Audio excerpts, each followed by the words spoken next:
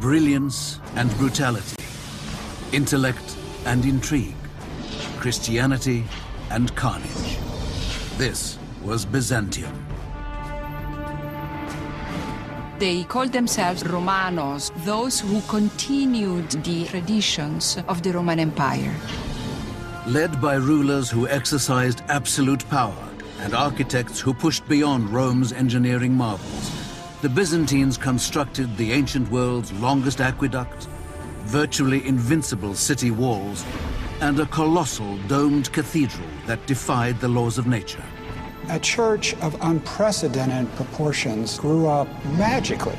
But maintaining the Roman legacy came with a price. He blinded 14,000 men, leaving every 100th man with one eye. For 1,000 years, the Byzantine Empire was the dominant civilization.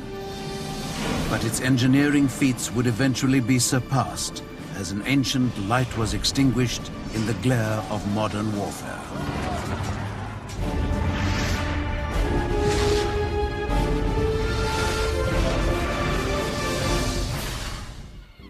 Hi, I'm Peter Weller.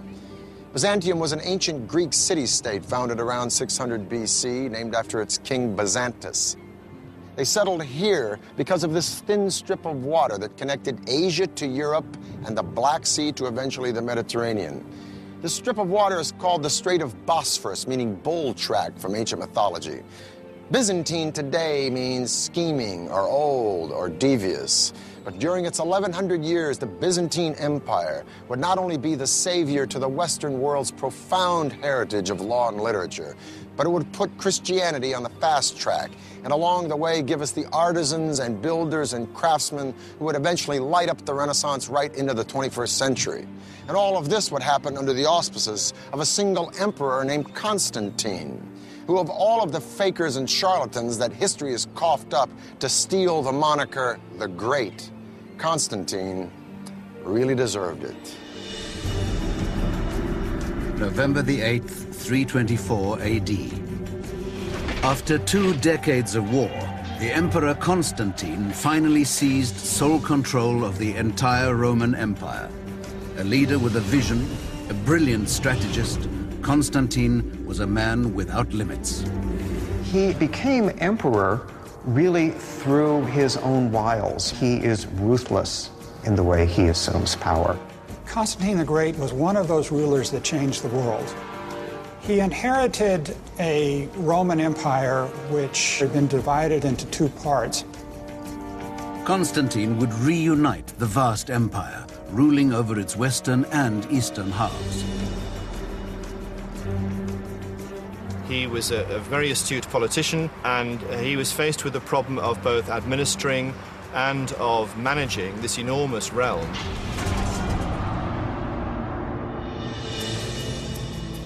Six weeks after coming to power, Constantine journeyed to the edge of the empire to a remote spot in modern-day Turkey. Constantine took a spear and traced the outline of the city in the dirt. His entourage was somewhat amazed at the extent to which he intended to build the city. He is said to have commented, "I will go as far as until he who leads me stops."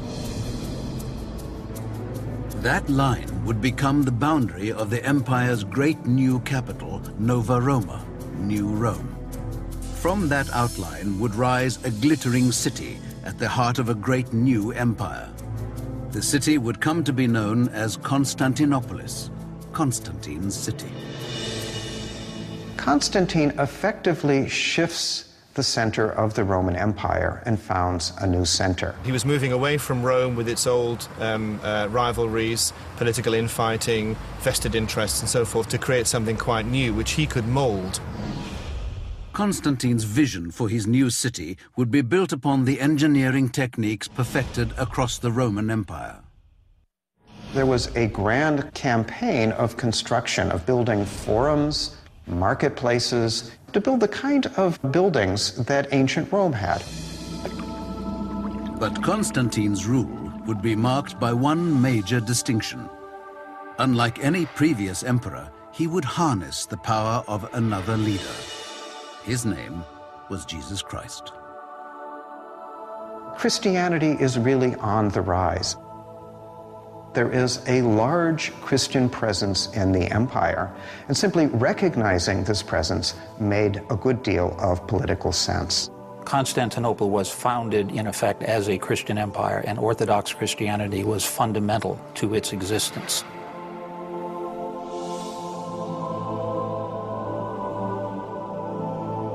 Now we have to remember that even though Constantine was venerated by Christianity, he's still an emperor. In other words, a dictator who's not only killed his son, his stepson, but also his second wife, all on the same trip to Italy. So if the boy wants a city, he's going to get a city and not take no for an answer. Problem is, how do you attract people to a dusty town in the hinterlands called Byzantium?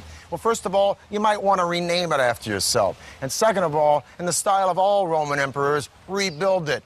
If Constantine could rise out of the grave today and see the success story of Istanbul, population 12 million, 2 million tourists a year, he'd probably faint. Because in 337 AD, when he dies, not only is the city half done, but he's got a big problem. Bulging population, one little provincial aqueduct in a city surrounded by sea. So there's water everywhere, but not a drop to drink. By the mid-4th century, the city was dying of thirst. Constantine's successors would have to develop a water supply far larger than Rome's to keep the city alive. The system they built would be one of the greatest engineering achievements of the ancient world. There were no local water resources within the city walls of Constantinople, and hence water had to be brought from a much greater distance than anywhere else in the classical world and in the Mediterranean.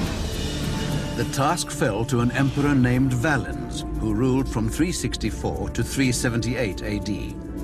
Valens oversaw an ambitious plan for the world's longest aqueduct system.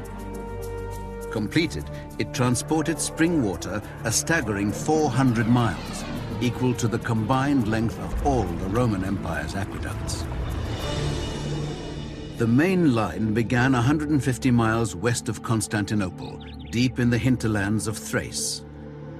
Byzantine engineers first had to find a way to maintain a consistent downward slope to keep the water moving. There are tunnels underground, there are channels that go along the surface, and there are, where necessary, these great aqueduct bridges. Between the 4th and 6th centuries, the Byzantines built 60 aqueduct bridges.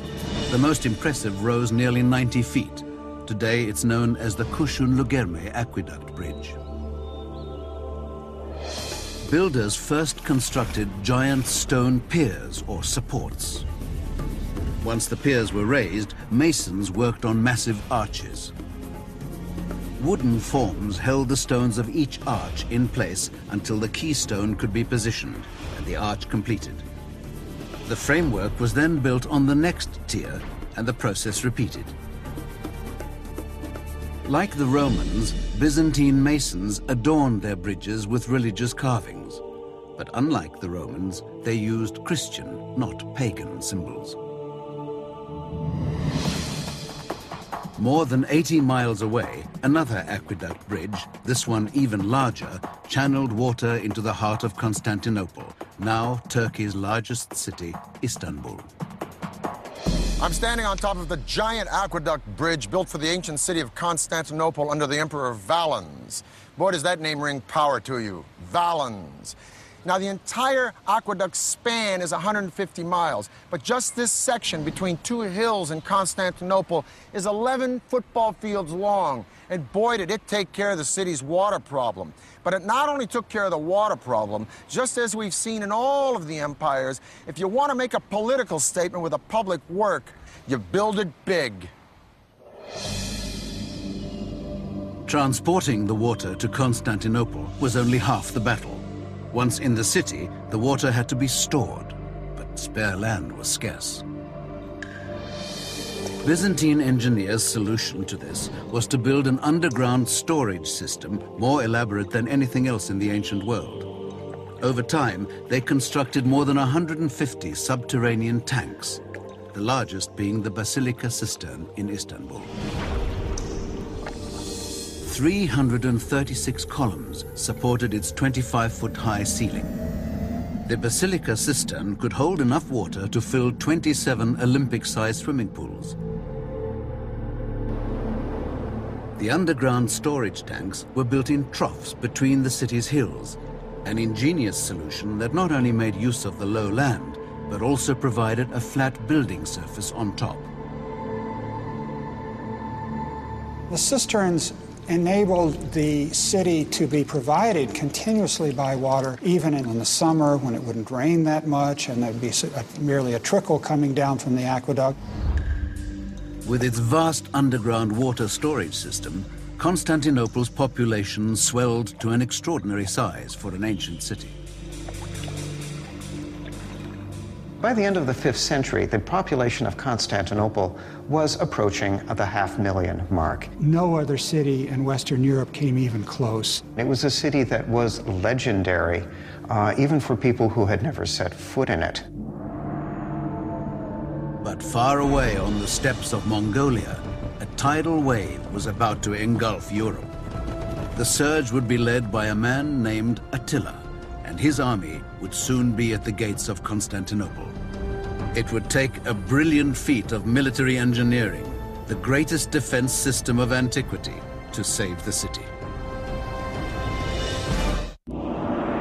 In August 410 AD, the city of Rome fell to a Germanic tribe called the Visigoths.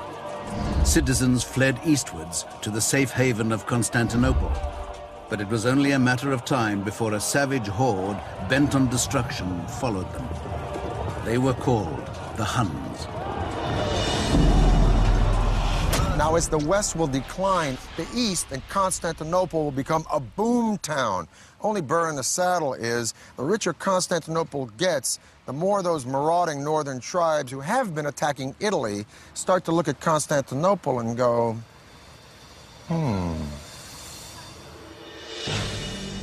Constantine had put the Byzantine Empire on the map. Now, the Huns sought to wipe it off. The descriptions of them in contemporary texts, which treat them as outlandish, horrible, ugly, beastly people, make it very clear that ordinary people are absolutely terrified of the Huns. But the Byzantines were already prepared. Perched on the tip of a peninsula, Constantinople had strategic advantages over the old capital, Rome, which stood unprotected and exposed. To keep out its enemies, the city would need formidable defenses along its vulnerable western approach. The solution? The strongest, most sophisticated system of city walls ever built. Today they are known as the Theodosian Walls. Credit for the ancient world's greatest feat of military engineering goes to an emperor who was just a child when the walls were conceived, Theodosius II.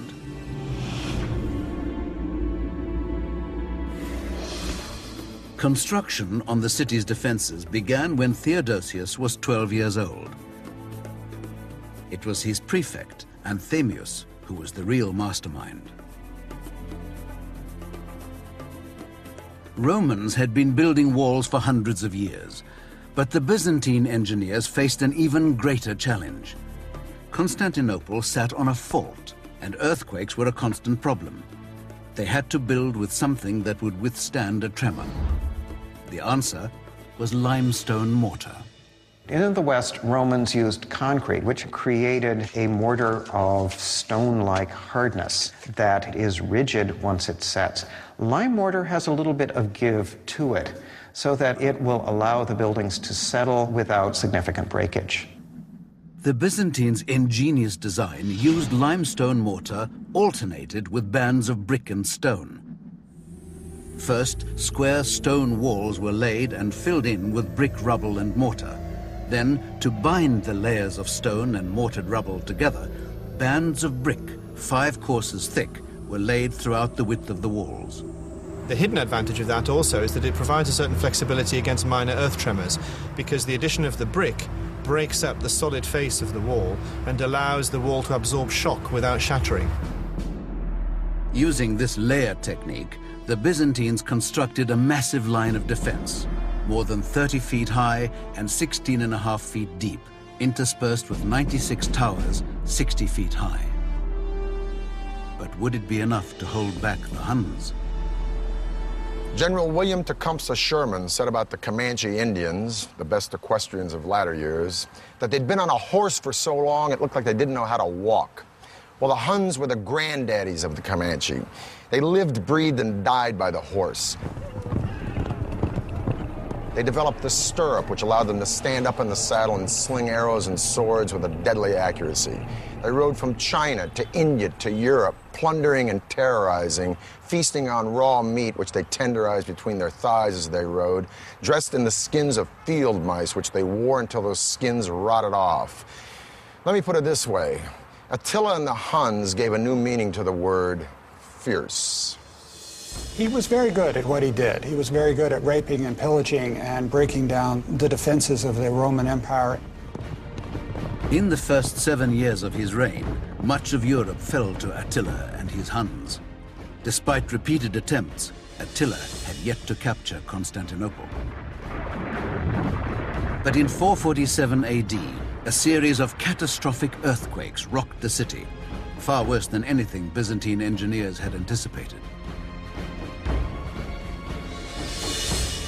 It was the opportunity Attila had been waiting for.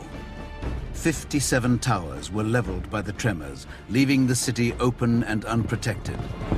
Attila's army was once more on the march, threatening Constantinople.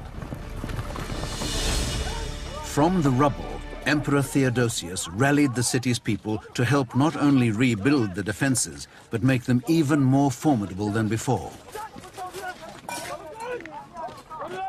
With the Hun army fast approaching, thousands of citizens had only weeks to repair walls that had taken years to build. The Byzantines took no chances. The new and improved Theodosian walls now incorporated a triple line of defense. There must have been an enormous amount of planning, a lot of engineering skill. For its period, it was the most complex and expensive defensive system in the world outside of China. The first hurdle, a giant moat. Beyond that, an outer terrace. Then a new outer wall, 10 feet high and 6.5 feet thick. The final and by far the most impressive line of defense was the original massive inner wall, completely rebuilt and anchored by its 96 giant towers. Each tower is its own individual little castle. So to conquer the walls of the city, it would mean penetrating the moat, the outer walls, the inner wall, 3 lines of defense, and then conquering all of these individual castles one by one. It's an extremely clever system. All the angles, all the possibilities for the technology of the time are covered. The work was completed just in time. Attila's scouts crested a hill only to see the formidable fortress of Constantinople. Attila would never breach the Byzantines' capital city. The city was secure because of its walls. There are any number of times in the history of the Byzantine Empire where attackers get as far as the walls of the city, but they can go no further. For 1,000 years, the Byzantine Empire would be saved by its city walls, from the Huns and Arabs to the Russians and Turks. The survival of Constantinople for as long as it did survive was very much due to the fact that it was a walled city which was almost impregnable. With the completion of its land barrier, Byzantine engineers turned their attention to waterborne threats. Their solution was ingenious and highly effective. One of the biggest chains ever built. Byzantine blacksmiths first forged a massive iron chain. An estimated 750 links, each measuring 2 feet, floated on logs, enabling the Byzantine navy to drag the chain across the Golden Horn and cut off the harbor. Finally protected from its enemies, Constantinople reaped enormous financial benefits. The walls of Constantinople were so thick and so large and so successful because they had to be. Constantinople was extremely rich, and it's like a bank with a very significant vault. It was the richest city in the world. Most of the world's important trade routes intersected at the city. Wealth from as far away as Egypt, China, and Russia all passed through the Byzantine capital on its way westwards. But with money pouring into the empire, enemies began to ravage the countryside, looking for the spoils.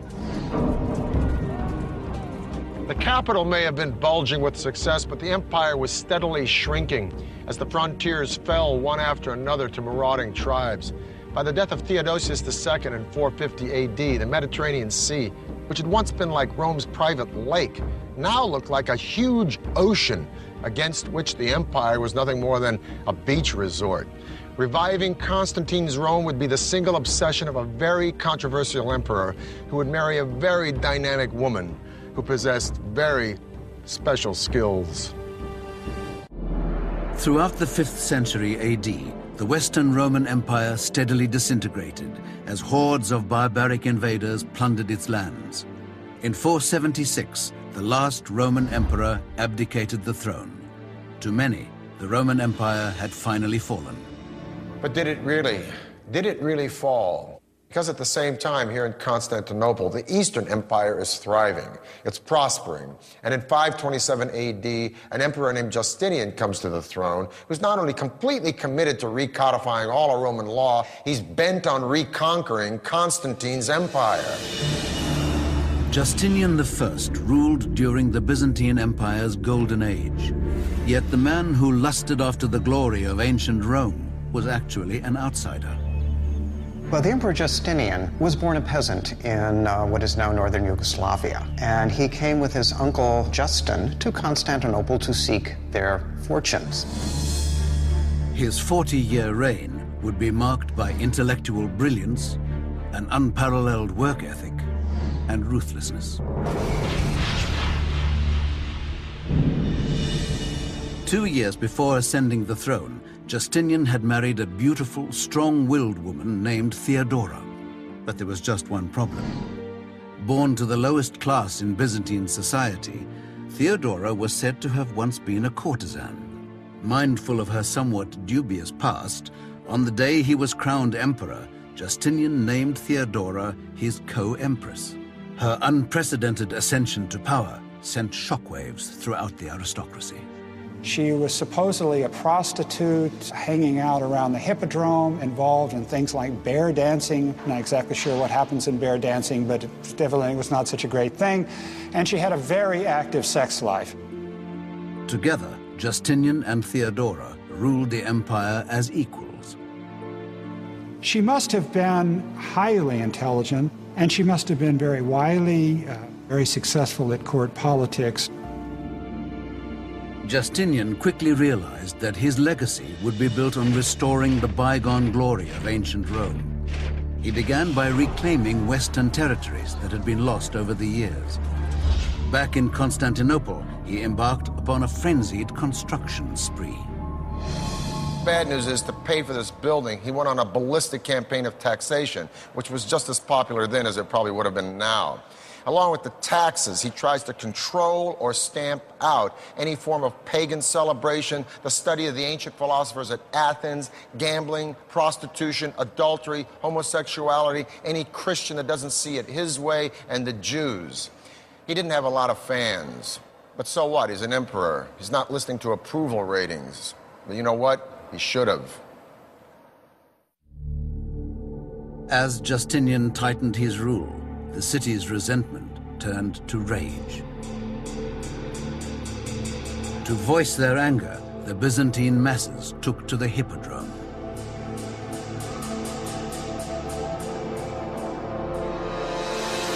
The hippodrome was the center of Constantinople's public life.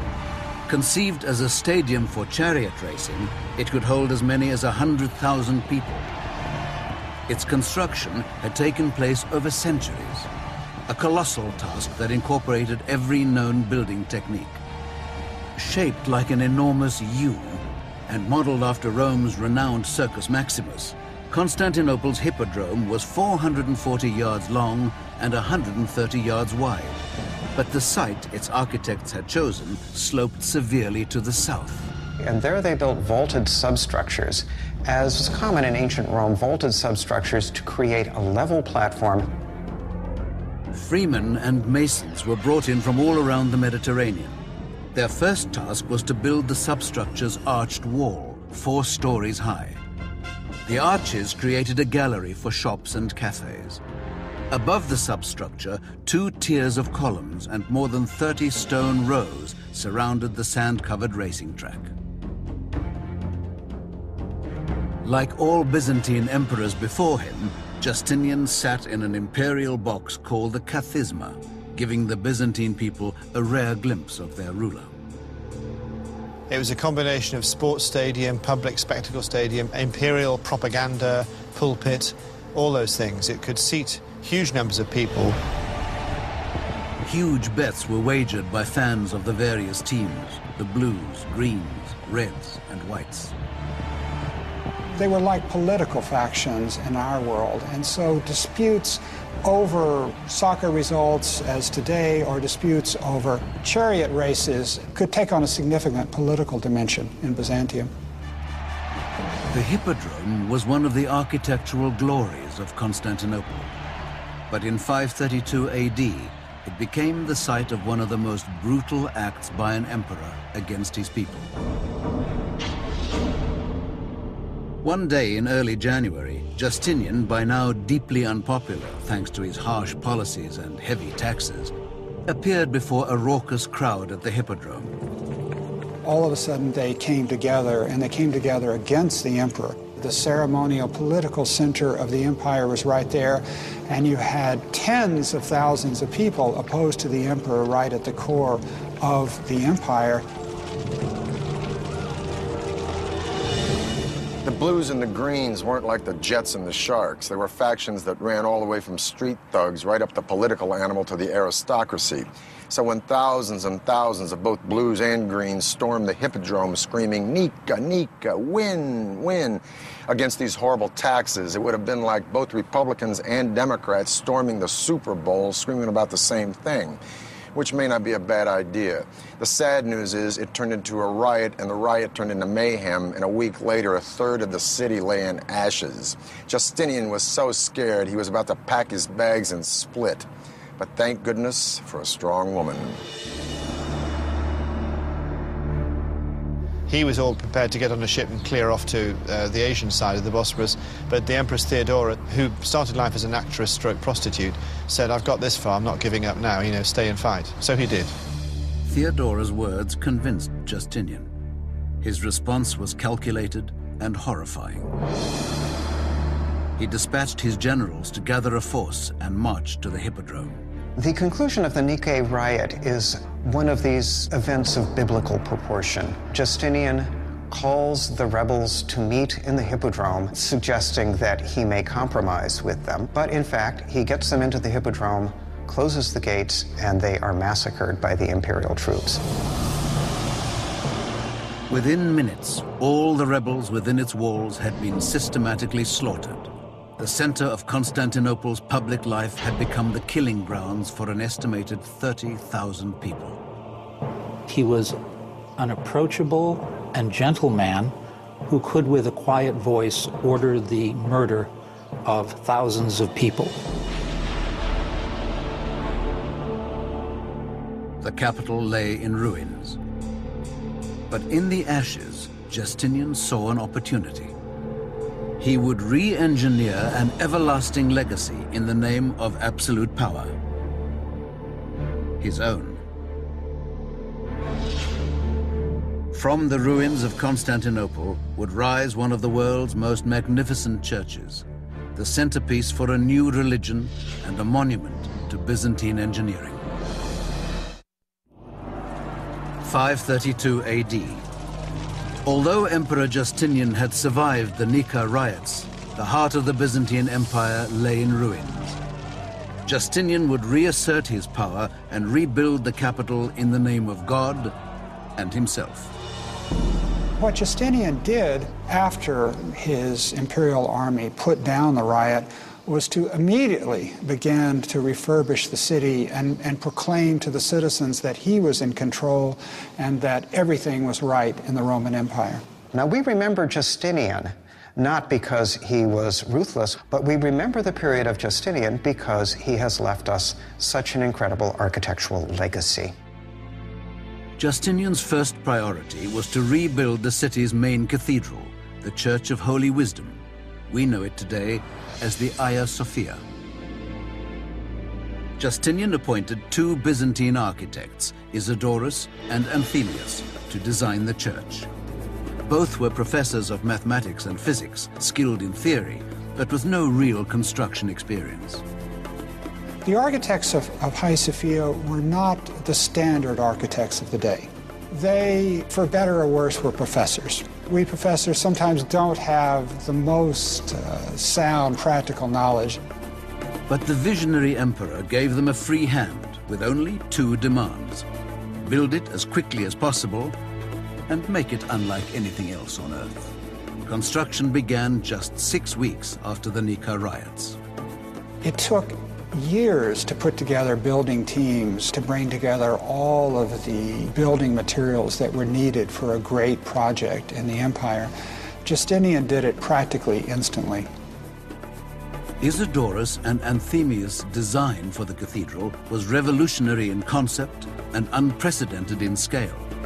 They set out to construct the largest dome ever built, 100 feet across. They began by using an architectural device first attempted by the Romans but never fully achieved, the pendentive. The first phase saw the construction of 4 massive arches on which the dome would rest. This was function of the pendentives, rounded triangles that connected the dome's circular base to the square base below and distributed its weight evenly among the 4 arches. By adding smaller semi-domes, an even larger area could be created. Using pendentives, Justinian's architects were able to construct an enormous dome that appeared to hover in mid-air. Soaring 184 feet, it was 30 feet higher than the Statue of Liberty. The nave, over which the dome hung, was a massive open space, 229 by 245 feet. There were 100 teams of workmen, each with 100 men, with half of them working on the north side of the building, half of them working on the south side of the building, and competing to create the great building. A church of unprecedented proportions grew up magically, almost magically, faster than any kind of construction at that time on that scale. Hagia Sophia was dedicated in 537 AD, less than 6 years after the first stone was laid. Justinian was very proud of his church, as he should be. It was a great idea. It was a great conceptual plan. The implementation of that plan, the actual structure, was risky. A more experienced or pragmatic builder would have seen that trying to build a dome of this size with the materials given in a short amount of time would have been dicey at best. Before the construction was even finished, the 4 piers hold up the arches started to buckle and collapse. 20 years later, an earthquake happens. Boom, whole dome comes in. Now, Isidorus the Younger, the nephew of the original Isidorus that built it, addressed the flaws in the dome, had to reconstruct it. One of the flaws, most important one, is that he raised the pitch of the dome because more vertical load of a higher dome will drive the weight into the ground, which is good support. A short, squatty dome with horizontal load drive the weight sideways, and kaboom, the dome falls in. So Isidorus raises the dome 21 feet, boom, and voila, you got the dome you see today. Hagia Sophia was known for more than just its novel design. Even the columns were elaborately adorned with monograms of the emperor and his empress. We are never allowed to forget that this is the great achievement of Justinian and Theodora. Justinian had created a centerpiece for Christianity, making Constantinople the capital of the Christian world. He got an architect that was going to make a grand statement. And a grand statement was made. The largest church in Christendom, the greatest dome space in the world until the Renaissance. He got a building that dwarfed any of the great baths of ancient Rome or any of the great temples of the ancient world. By the end of Justinian's reign, the Byzantine Empire had grown to its greatest size, encompassing Syria and Palestine, Asia Minor, Italy, Greece, and southwards throughout North Africa and Egypt. But the Byzantine people would pay dearly for the massive expansion. Justinian's almost constant military campaigning, combined with his zeal to rebuild Constantinople, virtually bankrupted the Byzantine Empire. The empire really never recovers from the megalomania of Justinian. It's perhaps fitting that the dome of Hagia Sophia collapses. It's as if Justinian, as he is overextending the political boundaries of the empire, he's also overextending the architecture as well. The year is 1000 AD, the end of the first millennium of the Common Era. The force of Europe now lies in the north, with France and Germany and the Holy Roman Empire. While here in Constantinople in the east, the Byzantines have survived wars with Visigoths, Persians, Avars, and Arabs, and weathered a very disheartening period in the 700s called iconoclasm, where they have smashed most of their art. But the Byzantines are on the rebound now, and by 1014 they are poised to reconquer the entire Balkan Peninsula from the Danube River all the way to Greece. At the helm of the Byzantines' resurgence was Basil II. A man of the people, Basil was the most brilliant military mind the Byzantines ever produced. He was an emperor that did not sit back and enjoy the luxuries of the palace. He went out campaigning every season, leading the Byzantine armies against the foes.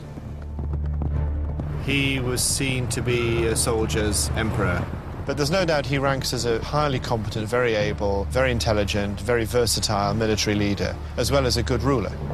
Basil's greatest enemy was Tsar Samuel, the ruler of Bulgaria, a Slavic kingdom vying for control of the Balkan Peninsula.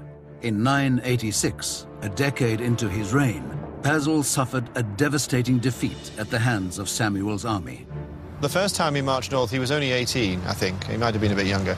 And he walked into an ambush, basically. Humiliated, Basil swore revenge on the Bulgarian nation, a revenge that would take 25 years to unfold. In the meantime, his defeat spurred his Byzantine rivals into action.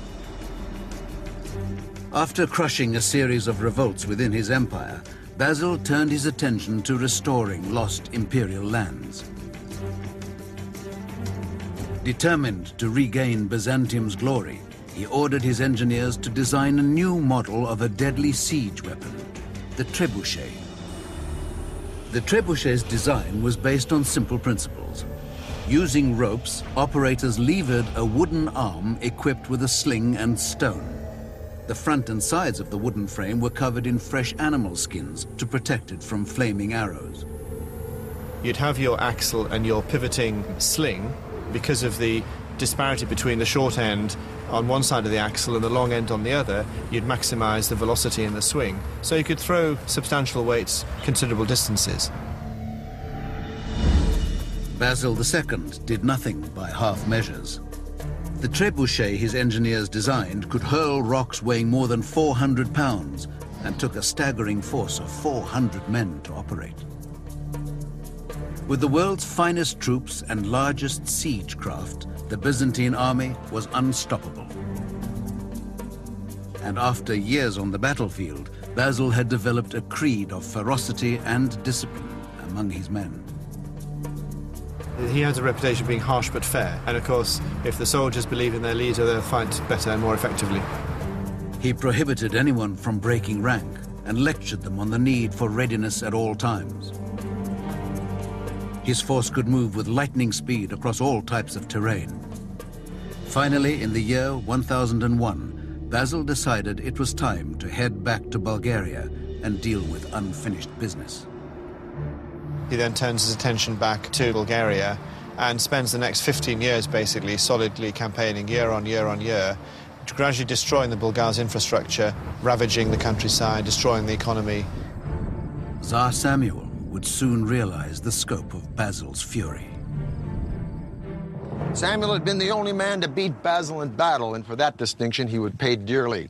On July 29th in the year 1014, Basil launched a surprise attack, conquering the Bulgarian army, capturing 14,000 men. His revenge would be brutal. He blinded all of them, leaving every 100th man with one eye to lead the rest back to Bulgaria. When Samuel saw his ragged and mutilated army, he collapsed, and 2 days later he died. It's one thing to execute all of these people. It's another thing to send them back to the country where their countrymen in some ways have to take care of all these people. So they become a kind of permanent liability to the society. The cruel victory gave the emperor control of the Balkans. He would be known thereafter as Basil the Bulgar Slayer.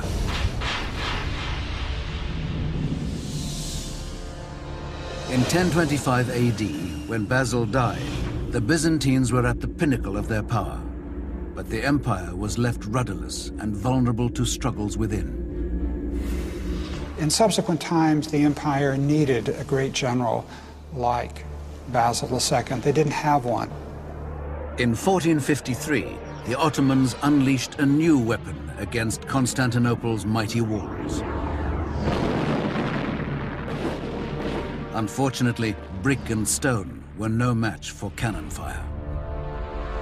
Gunpowder and cannon changed the rules of war. Byzantium, Constantinople was built for a system of fighting that was obsolete by the 15th century. After 1,100 years, the city's fortified walls were finally breached. Constantinople was now Istanbul. The Byzantine Empire had ended, but the strength of its spirit was such that the power of the fallen empire is still felt today in literature, art, and feats of engineering. Even after its fall, Constantinople remained one of the most powerful cities in Eastern Europe. What's fascinating about the Byzantine Empire is we tend to talk about empires in terms of their political might. With the Byzantine Empire, we have to understand it as a cultural power. It was a highly sophisticated intellectual culture. The Greek monks, Greek priests were interested in ancient literature. They preserved ancient text. It is often said that the fall of Constantinople, with the books going to the West, is what aided in the birth of the Renaissance.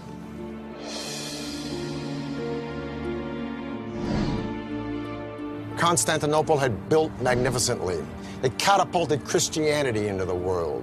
They'd shaped the Western world's laws. They preserved the heritage of knowledge from antiquity. But the Byzantine Empire was gone for good. For the History Channel, I'm Peter Weller.